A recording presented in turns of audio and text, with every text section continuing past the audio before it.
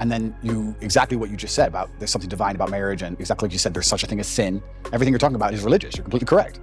You eventually, if you're going to wake up and be I do not think there is such a thing as sin. Sin refers to a offense against a holy entity. And then you kind of need to ask yourself why, if God is God, he's so easily offended by people who I thought are like mere insignificant dusts of sand, why he's so offended by us doing things or thinking certain things.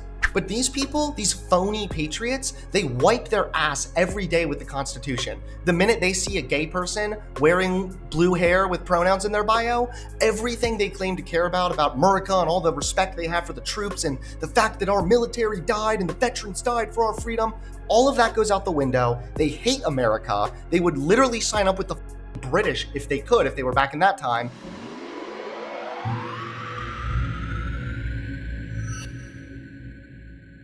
Yeah, basically, he recently had a nice 3-hour-long talk, we're not watching it all, I'm sorry, with Candace Owens.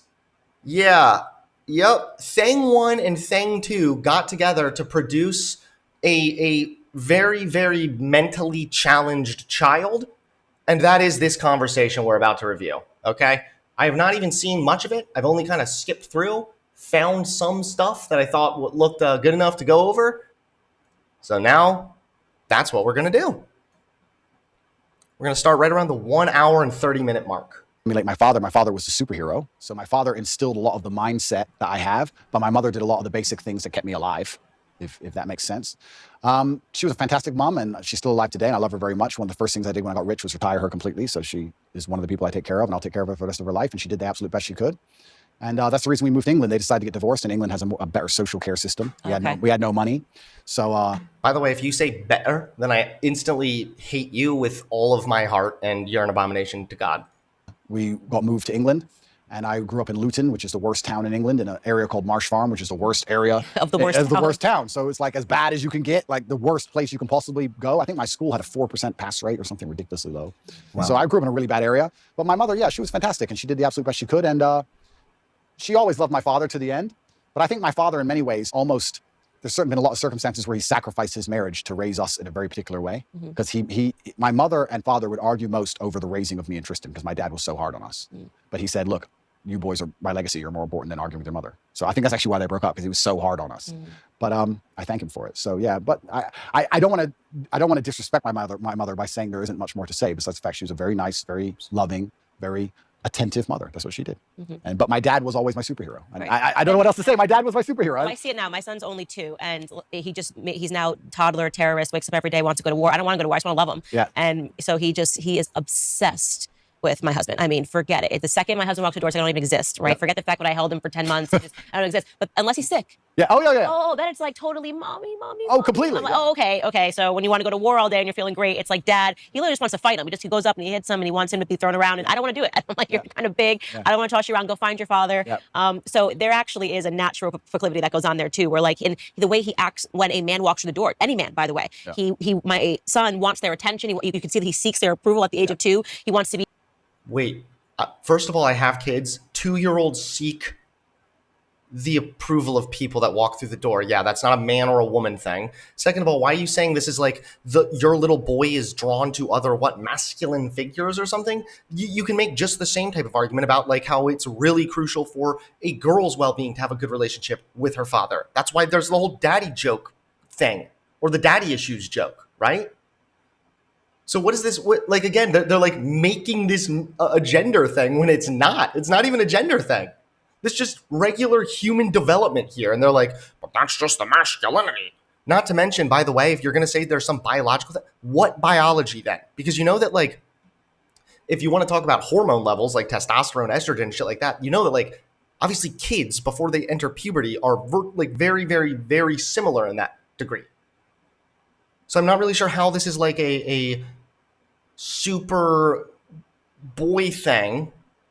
He'll cry in front of the girls, well, it's me, it's my assistant. If it's girls, he's putting on. Then when the guys are there, he instantly stops the crying and stops the tears. So it's so interesting to watch that and examine that in just a 2-year-old. So well, that's biological, right? Sounds like your kid might have some problems or doesn't know how to get the approval of you without crying or something. Like, I don't even know, but what the fuck are you talking about? This is how we charge at the gunfire. This is how men charge at the gunfire because we want the respect of our peers. We will literally commit suicide for the respect of our peers. Like it's something that's deep inside of us, or it used to be. It should be.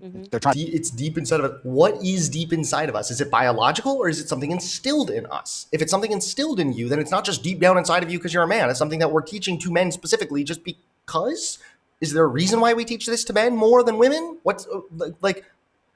Nothing you're saying is even adding up right now.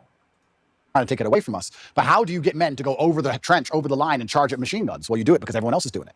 And you don't want to be the only so you have to do it. And you have to die. So if all your friends were jumping off a bridge, you would do it too because you don't want to look like a pussy? Hey, I know you were just speaking very highly about how you had a pretty good mom and whatnot, but did she ever tell you the little, if all your friends are doing it doesn't mean you should just do it also? Or was that one of the conflict? Was your dad like, listen, if all your friends are like ganging up and just like beating and bashing that innocent homeless guy to death, you don't want to look like a bitch, okay? You pick up a stick and you join him in, bro. You join in, dude. Like, what is he talking about? Like, that doesn't make sense. Think about it logically. It doesn't make any sense logically, but it's something biological inside of all of us because we have this innate feeling of duty and honor, and that's where the courage comes from. And they're trying to destroy that along with everything else. But you're right. This is how men biologically... They're trying to destroy that. Again, we're halfway starting in the video, so I don't know if maybe he's something specific there, but whenever I hear that's what they're trying to do, or that's what they want you to think, anytime I hear stuff like this, instantly I'm just kind of like, all right, I'm starting to tune you out a little bit, unless you clarify.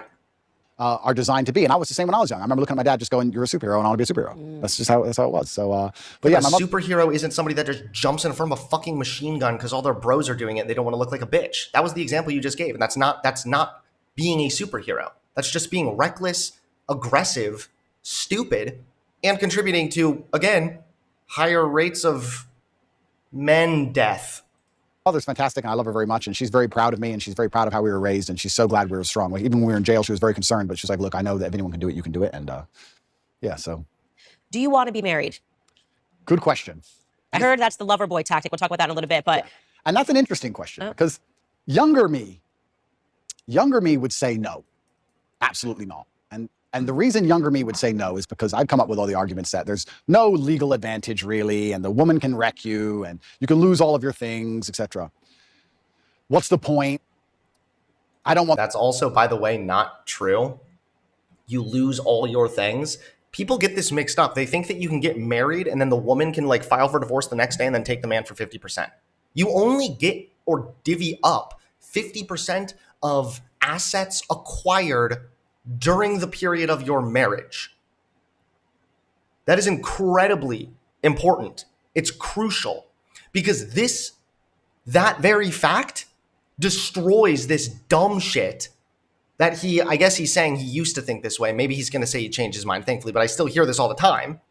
Want the government involved in my life, all those kind of arguments. But as I get older, maybe I'm getting a bit softer. Maybe I do think sometimes you need to make a decision based purely on love and have the faith of love and faith in your love enough to say, I don't care what the government's going to do about this because I truly believe in us and I think we're going to make it. So would I get married? Perhaps some point, yes, in the future I might get married. Yeah, I'm not against marriage like I used to be. I used to be super against it. And I think that's because I grew up in an environment where everybody was divorced. Everyone. So it's like, well, what's the point in this? Oh, wait, so I give her half my stuff and then what? I didn't understand the whole point of it.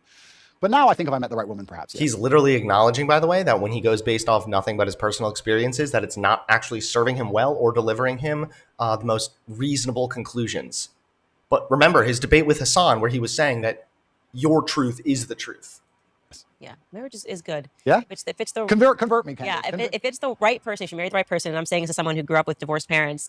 Well, they got divorced after I was out of the house, but this speaks to your earlier point about it either impacts you one way or the other. You either want marriage because your parents are divorced, you don't want marriage. I desperately wanted marriage, and I think the ways in which we both have grown. Yeah. Thank you, Regenerance Things, for the $10 donation. Really appreciate it. Hope you're doing well. And the confidence that it gives you. I think there's something about people are like, how do you do what you do every day? Because you cannot impact. My life is so stable. The nucleus of our household is so stable. And to be able to raise kids and have them see that example of the perfect yin and the yang, there's something divine about it. There's something spiritual about it. It's why I won't accept you. I think you are actually a libertarian right now, and I won't accept you as a libertarian. I think you will not be one. in a few years, if I had to make a prediction, I think you will lean towards conservatism, because even in just the crack of you talking about the attack on masculinity, because first you say, oh, well, if everyone wants to do what they want to do, if you guys all agree and you want to be homosexuals, fine. But then we'll start to realize that libertarianism, live and let live, is what welcomes in through the door. I'm, very against every ill that homosexuality has brought. And again, these are consenting people that are doing what they want to do. This is true. But look, evil is evil, sin is sin, and we're yesterday talking about. So yes, American values of living your life freely, consensually with adults. Those values be damned, 'cause God. This is why these people are nothing but scumfucks. And this is why I've heard better arguments from the dog shit stuck on the bottom of my shoe. Because she's just a deranged human being. She's not making any sense. She's straight up just like, well, God says it's bad. Homosexual marriage. Today we're talking about this, by the way, is the problem with so much of the modern conservatism here, is that they don't care about conserving American values or principles. They care about conserving what makes them comfortable, usually what is based on the Bible or some bastardized version of something biblical mushed in with some propaganda from Fox News. Welcomes in through the door. I'm, very against that libertarianism, live and let live, is what welcomes in through the door. I'm, very against every ill that homosexuality has brought. And again, these are consenting people. Every ill? What about the hard to place children that now have homes because homosexual people are able to get married and live their lives freely and adopt? What about those kids? That's not a negative brought from homosexuality. That are doing what they want to do. This is true. But look, evil is evil, sin is sin. And what makes it evil? What makes it sin? Again, whenever you ask them why is being gay a sin, they'll say, 'cause God says so. And then if you say, okay, well then why did God say it was a sin? They don't know. They cannot answer that question. Because there is no reason why. But yeah, she's arbitrarily labeling these things evil. Yesterday talking about homosexual marriage. Today we're talking about transing. Well, it's such a slippery slope. This is the thing, right? You're completely right, because the idea of live and let live is a fantastic. Now we're talking about transing the kids. Really, you guys are talking a lot about that, but yeah. One if it could actually operate without slippery slopes and descending into chaos and anarchy, and it can't. So this is the difficult thing about it. You get called a bigot for saying this is my line, I don't agree with this, and you're going to be called bigoted and you're going to be attacked. But truthfully, it's just understanding that, like you're saying, it's a slippery slope, and it's unfortunate. So what is the slope that we want then? Okay, then we should aspire towards heterosexual relationships. We should aspire towards marriage. And this is the mold that I am selling all the time. Wouldn't have said this 10 years ago. Aspire towards heterosexual marriage. We have been aspiring towards that since the beginning of Western civilization, for the most part.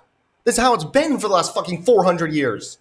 Has been aspiring for heterosexual marriage. The gays are sinners. Being gay is degenerate. It's against God. You won't inherit the kingdom of God. All this shit. That's how it's been, Candace. What are you talking about? The fact that you think we haven't been there is hilarious to me, because it shows how fucking ignorant you are. But let it be known that Candace Owens is also a scumfuck, because in many ways I think she is willingly ignorant. I think some of the things she knows are wrong, what she says, but she just says it anyway. There is a reason. No, and you're completely right. And the reason I gave that example is because I'm currently in a legal jeopardy or a legal situation where people who have nothing to do with my life are trying to say that people were victims when they weren't, when everyone was consenting, and you're right. I agree with you there. I also think with the whole LGBT argument, it's interesting, because I will be honest and say I do think there is a difference between G and T. I think they are different things. Of course. I think they're massively different things. However, you're right. It's a shame it's such a slippery slope where you can't just say to people live and let live, because it's going to be hijacked and Trojan horsed. And they're going to Trojan horse it, and they're going to inject something in it that destroys the lives of every single person on the planet. So now you're arguing that it's actually not okay to let people live. So you're saying there needs to be a line, like a government policy. I mean, to a degree, he's right. Obviously, in order to allow people to live and let live, we have to restrict people from killing, for example.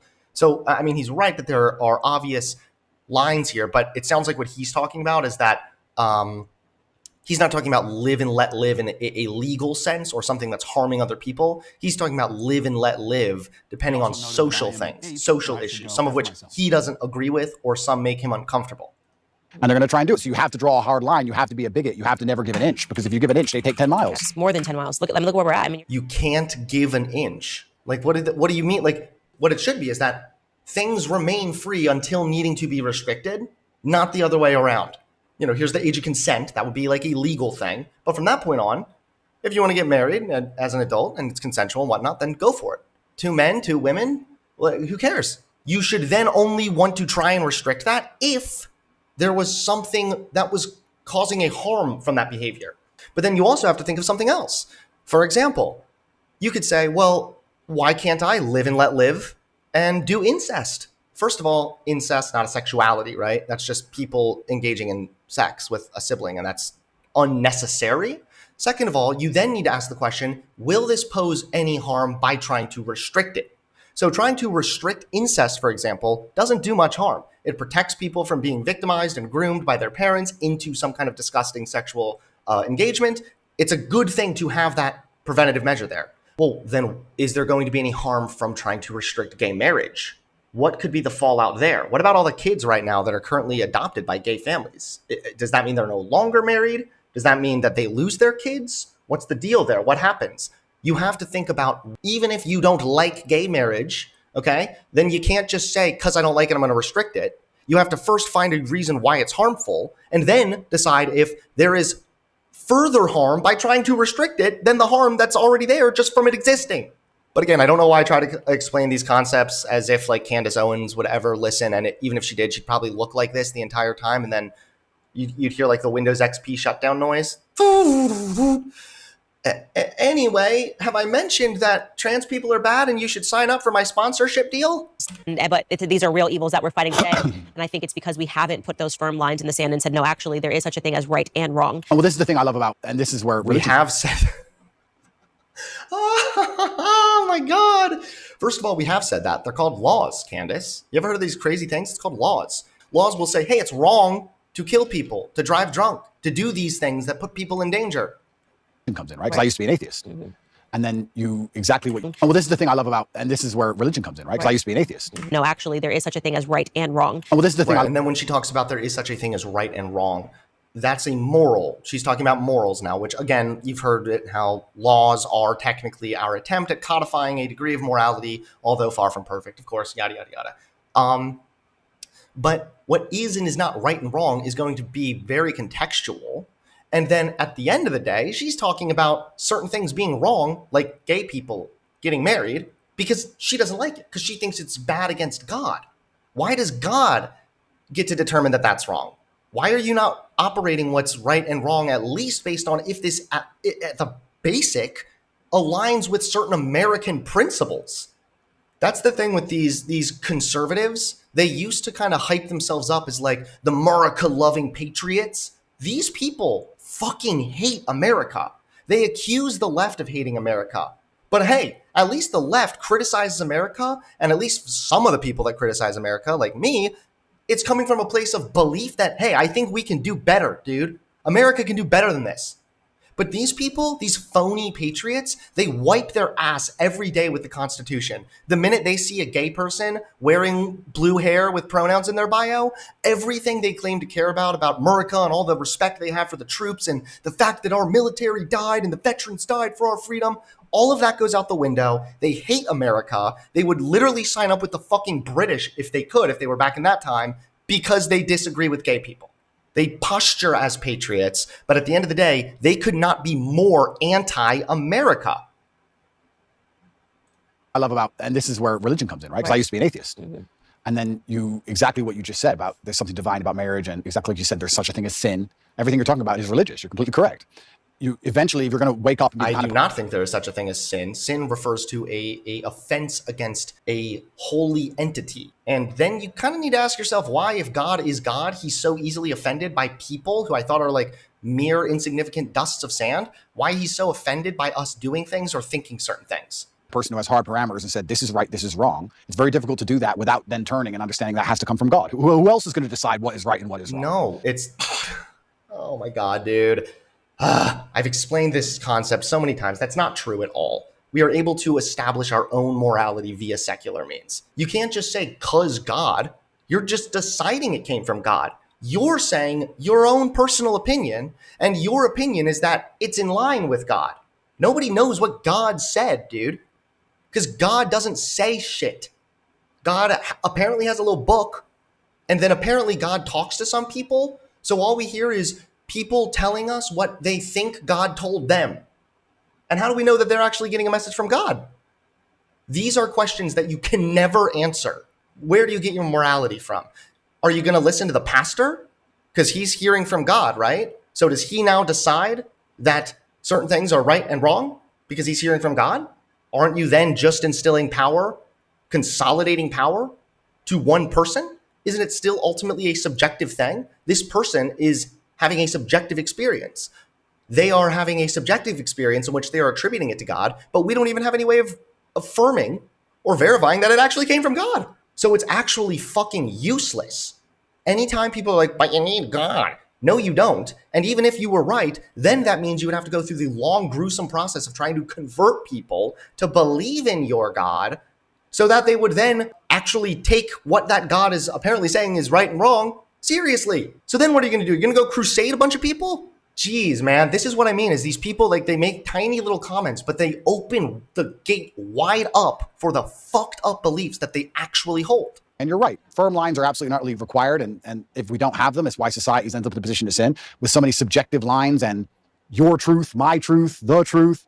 And you're completely correct. It's not very often I sit with somebody who I feel like, yeah, that's I like how he says that, but doesn't realize how that's like a fundamental problem. Like, if everybody has a subjective experience and whatnot, how are you going to try and dictate a full-on set of total objectivity throughout the board for everything? I think there is some degree you can do that, like murder. Since murder, by definition, is the unjustified killing of a human being, unjustifiably killing somebody is always wrong. So you could maybe say murder, always wrong. But like, you can't have an objective morality for everything. I mean, what about the age-old question, right? Would you steal a loaf of bread to feed your starving family kind of thing? Like, is stealing just bad because it's bad? Or what makes it bad? Is it wrong always to steal? Or I would argue there's going to be times where stealing a loaf of bread would do far less harm to some multi-million-dollar company than it would to deprive my family of food. So in that case, I can very easily say, yeah, I would definitely steal the loaf of bread. Sure.